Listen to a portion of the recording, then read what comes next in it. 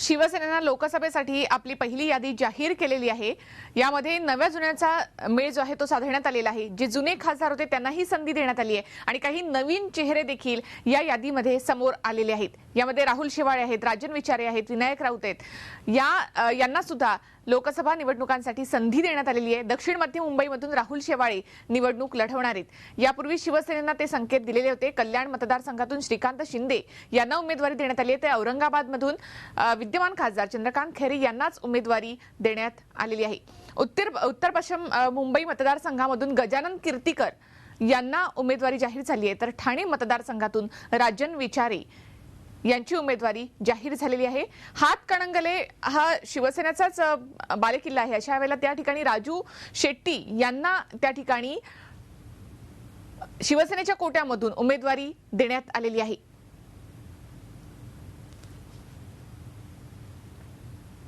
साताऱ्याची जी जागा आहे ती आरपीआय साठी राखीव ठेवण्यात आली आहे, तर शिरूरमधून शिवाजीराव आढळराव पाटील यांनाच उमेदवारी देण्यात आलेली आहे। रायगडमधून पुन्हा एकदा अनंत गीते यांना उमेदवारी देण्यात आली आहे, तर अमरावतीमधून आनंदराव अडसूळ हे निवडणूक लढवणार आहेत। बुलढाण्यामधून प्रतापराव जाधव हे निवडणूक लढवणार आहेत, तर भावना गवळी यवतमाळ वाशिम त्यांना पुन्हा एकदा संधी दिलेली आहे शिवसेनेनं। परभणीमधून संजय जाधव यांना उमेदवारी जाहीर झाली आहे, तर कल्याणमधून श्रीकांत शिंदे आणि औरंगाबादमधून चंद्रकांत खैरे हे निवडणूक लढवणार आहेत।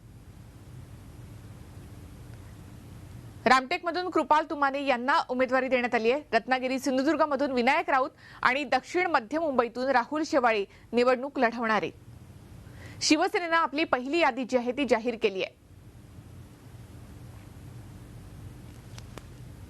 हिंगोली मतदारसंघातून सुभाष वानखेडे यांना उमेदवारी देण्यात आली आहे आणि परभणीमधून संजय जाधव यांना उमेदवारी देण्यात आली आहे।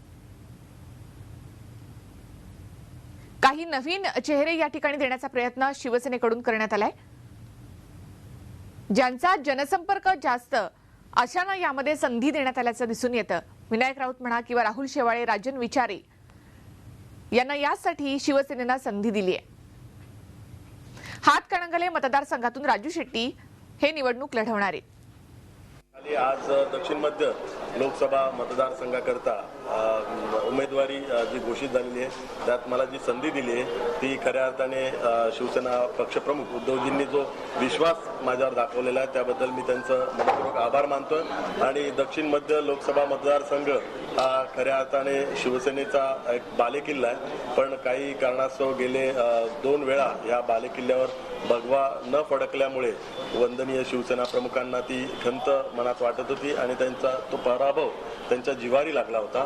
त्यामुळे माझ्यासहित तमाम सर्व शिवसैनिकांवर एक मोठी जबाबदारी आहे। या दक्षिण मध्य लोकसभा मतदारसंघ जो शिवसेनेचा बालेकिल्ला आहे त्या बालेकिल्ल्यावर भगवा फडकवण्याचं जे शिवसेना प्रमुखांचं स्वप्न होतं आणि आता शिवसेना पक्षप्रमुख उद्धवजींचं ते स्वप्न आहे आणि ते स्वप्न साकार करण्याची जबाबदारी आज माझ्यावर त्यांनी टाकलेली आहे आणि युतीच्या सर्व कार्यकर्त्यांच्या सोबत ती जबाबदारी मी स्वीकारत आहे आणि निश्चित स्वरूपात दक्षिण मध्य लोकसभा मतदारसंघावर भगवा फडकून वंदनीय शिवसेना प्रमुखांना स्वप्न साकार करून त्यांना आम्ही सर्वजण भावपूर्ण श्रद्धांजली अर्पित करतो।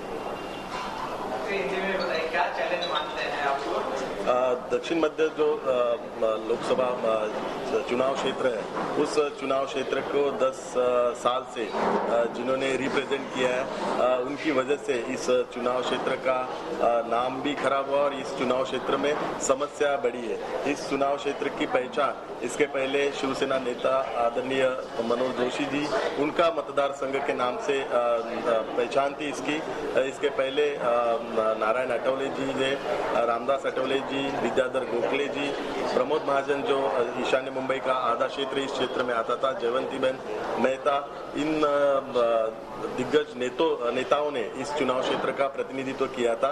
लेकिन लास्ट 10 साल से जो खासदार इस चुनाव क्षेत्र का प्रतिनिधित्व करते हैं इनकी वजह से इस चुनाव क्षेत्र की पहचान बदल गई है और इस चुनाव क्षेत्र में बहुत सारे विकास काम जो वर्क्स है वो प्रलंबित होने की वजह से और इस चुनाव क्षेत्र के काम न करने की वजह से एक चुनाव क्षेत्र, अविकसित चुनाव क्षेत्र ऐसा अभी इसका पहचान हुआ है। तो इस चुनाव क्षेत्र की जो पहले की पहचान है वो पहले की पहचान देने की जिम्मेदारी मेरे ऊपर है। और मुंबई महानगरपालिका के माध्यम से as a standing committee chairman जो मैंने मुंबई के विकास के लिए जो काम किया है उसके अनुभव से लेके इस चुनाव क्षेत्र को फिर से एक अच्छा चुनाव क्षेत्र और एक अच्छा विकास इस चुनाव क्षेत्र का करके मैं दिखाऊंगा। राहुलजी, मुळातच तुमच्या उमेदवारी ज्या वेळेला चर्चा सुरू झाली होती तेव्हापासून सेनेच्या वरिष्ठ पदाधिकाऱ्यांना नाराजी झालेली होती। काही दिवसांपूर्वीच मोहन रावले यांनी बंडाचं निशाण उभारलेलं होतं। काय वाटतंय का जोशी सरांची असलेली अस्वस्थता किंवा मोहन रावले किंवा बाकी पक्षातले जे काही नाराज आहेत यांचा काही फटका तुमच्या विजयावर पडू शकतो? नाही, मी सर्वप्रथमच सांगितलं की ह्या संपूर्ण दक्षिण मध्य लोकसभा मतदारसंघातील शिवसैनिक असतील, भारतीय जनता पार्टीचे कार्यकर्ते किंवा आरपीआयचे कार्यकर्ते हे सर्वजण एकजुटीने वंदनीय शिवसेना प्रमुखांचं स्वप्न साकार करण्याकरता या निवडणुकीत उतरलेले आहे। त्यामुळे कुठेही शिवसेनेत, भारतीय जनता पार्टी किंवा आरपीआयमध्ये अस्वस्थता नाही आहे आणि त्या संदर्भातले गैरसमज खऱ्या अर्थाने जे काही होते ते सर्व गैरसमज दूर झालेले आहेत आणि सर्वजण आता एकजुटीने हा जो शिवसेनेचा बालेकिल्ला आहे त्या बालेकिल्ल्यावर भगवा फडकवण्यासाठी एकत्रितरित्या काम करत आहेत।